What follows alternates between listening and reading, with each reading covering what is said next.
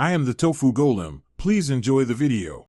You start by enabling mobile data and creating a hotspot on your phone. Give it a short, memorable SSID and secure password. Next, plug in or turn on the Wi-Fi adapter on your PC and make sure drivers are current. Drivers enable AP mode or hosted network. Once done, disable VPNs or blocking apps that prevent tethering, and check your carrier allows tethering.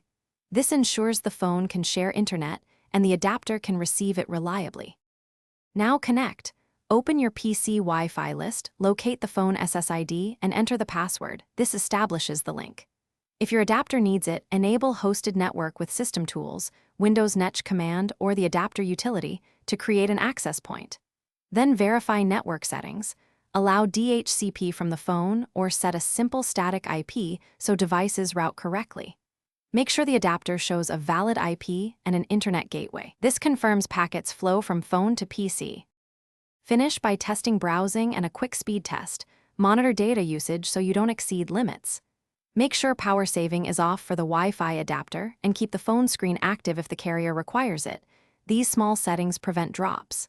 If you lose connectivity, restart the phone hotspot and the adapter, then reinstall drivers if needed. This resolves most issues. One key troubleshooting tip: if the PC gets an APIPA IP, renew DHCP or set a proper static IP to restore internet. Thanks for watching. Consider subscribing if we helped you today.